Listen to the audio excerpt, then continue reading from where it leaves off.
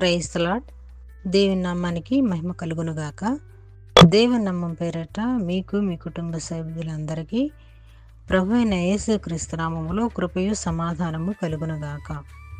Today God's promise. ఈరోజు దేవుని వాగ్దానము, be of good cheer, I have overcome the world. John 16th chapter 33 verses. ధైర్యము తెచ్చుకొనుడి, నేను లోకమును జయించి ఉన్నాను. యోహాను సువార్త 16వ అధ్యాయము 33వ వచనము. క్రీస్తునందు ప్రియ సహోదరి సహోదరులారా, మరి ఇక్కడ విశ్వాసము అనేది పరీక్షింపబడుతుంది. దేవుని సంతోషపరచుట అనేది మనము నేర్చుకోవాలన్నమాట. దేవుని సంతోషపరచు విశ్వాసము విజయవంతమైన విశ్వాసం అన్నమాట. ఆయన విజయశీలిగా విశ్వమందు మన ముందు వెళుచున్నట్లు మనము ఒప్పుకోవాలి. దేవుడు గొప్ప కార్యాలు చేస్తాడు. దేవుడు కొరకు మనము ఆశ కలిగి ఉండాలి అనేది మనకు నేర్పిస్తున్నాడు అనమాట.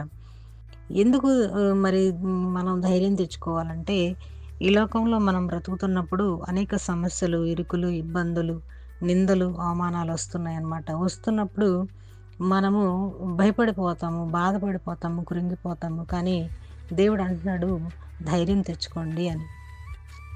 మీ భారం నా మీద వేయమంటున్నాడు. మరి నేను మీ కొరకే కదా ఈ లోకాన్ని జయించాను అని అంటున్నాడు. ఈ లోకానికి వచ్చింది కూడా మీ కొరకే కదా అని పరిశుద్ధాత్మ దేవుడు మనతో మాట్లాడుతున్నాడు.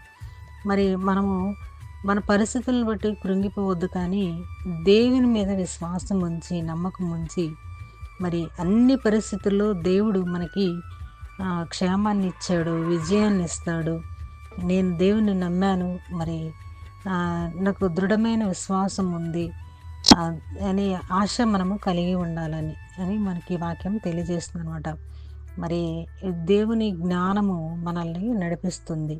మరి మన చుట్టూ ఎన్నో అపాయకర పరిస్థితులు ఉంటాయి. మరి కొన్ని సందర్భాల్లో మనల్ని ఎలా కాపాడుకోవాలో కూడా మనకు తెలియదు. కానీ మరి ఒక విషయం మనం తెలుసుకున్నట్లయితే, విశ్వాసమును బట్టి రాహాబు అను వేశ్య వేగుల వారికి సమాధానకరంగా చేర్చుకున్నదనమాట. మరి అవిధేయులతో పాటు ఆమె నశించలేదు. మరి దైవ భక్తులు మరి శోధనల నుండి తప్పించుకోవడానికి దేవుడే సమర్థుడిని అపోస్తుడైన పౌలు గారు చెప్పారనమాట. మరి దేవుని రక్తం మనకు గుర్తుగా ఉంది. మన ఎర్రని తగర దారము వలన రాహాబు రక్షించబడింది. ఈ విషయాలు మనకు తెలుసు, మనం అనేకసార్లు విని ఉన్నాము. రాహాబు అనే స్త్రీని మరి ఆపద నుండి దేవుడు ఆమె ద్వారా ఆమె కుటుంబాన్ని రక్షించాడు. మరి క్రీస్తు రక్తమునకు శత్రువు వణికిపోతాడు. అలాగే మనము దేవునికి భయపడాలి. అంటే మరి దేవుడికి ఆ శక్తి ఉంది. దేవుడు విడిపిస్తాడు, మనల్ని నడిపిస్తాడు, గొప్పవారిగా నిలబెడతాడు, అద్భుతములు చేస్తాడు, ఆశ్చర్యకార్యాలు చేస్తాడని మనము నమ్ముతాము. అనేక సందర్భాల్లో మనం మన విశ్వాసాన్ని బట్టి మనకి కార్యాలు దేవుడు చేస్తాడనమాట. మరి ఈ విశ్వాసాన్ని బట్టి 7 దినములు మరి ప్రదక్షిణ చేసిన తర్వాత ఎరుకో గోడలు కూడా కూల్చబడ్డాయి. మరి యెహోవా సైన్యం యొక్క శక్తి శత్రువులకి వాళ్ళ కోట కూలిపోతుంది అనమాట. అటు రీతిగా మరి మనము కూడా మన విశ్వాసం అనే విశ్వాసాన్ని, నమ్మకాన్ని కోల్పోకూడదు. మనము స్థిరపరచబడాలి. మరి ఎప్పుడైతే మనము అవిశ్వాసులుగా ఉంటామో మనలో భయం వస్తుంది అనమాట. అందుకని దేవుడు అవిశ్వాసులుగా ఉండొద్దు, మీరు విశ్వాసులుగా ఉండండి, ధైర్యం తెచ్చుకోండి, నేను విజయాన్ని ఇస్తాను. మరి అన్ని దారులు మూసుకుపోయాయి, ఇంక నేను ఎక్కడ జయించలేను, నాకు ఎక్కడ అవకాశం లేదని అనేక సందర్భాల్లో మనం బాధపడుకొని ఉంటాము, కృంగిపోయి ఉంటాము, అవమానపరచబడి ఉంటాము, తల ఎత్తుకునే స్థితిలో ఉండొచ్చేమో.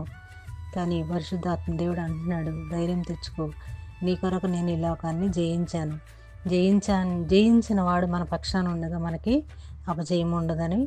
మరి ప్రతి పరిస్థితుల్లో కూడా దేవునిపై భారం వేసి, దేవుడు నా పక్షాన ఉన్నాడు, నాతో ఉన్నాడు, నాలో ఉన్నాడని నమ్మకాన్ని, నిరీక్షణ మనం పెంచుకొని మన విశ్వాసాల్లో ముందుకు కొనసాగాలని ఈ వాక్యం మనకి తెలియచేస్తుంది. ప్రార్థన. కృప కలిగిన దేవా, ప్రేమ కలిగిన తండ్రి, సర్వోన్నతుడమైన యేసయ్యా నీకు వందనాలు.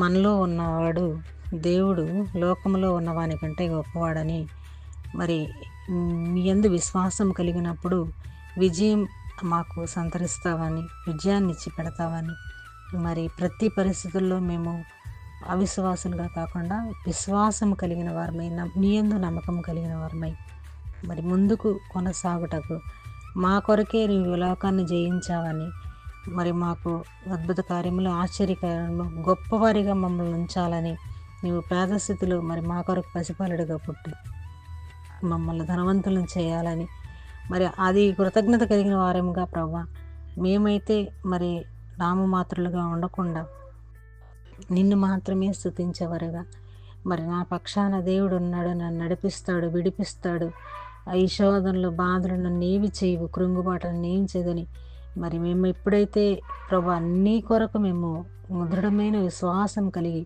నీ వైపు మేము ఆశగా చూసినప్పుడు నువ్వు మమ్మల్ని జయించే వారిని ఉంచుతారని నమ్ముతున్నాం.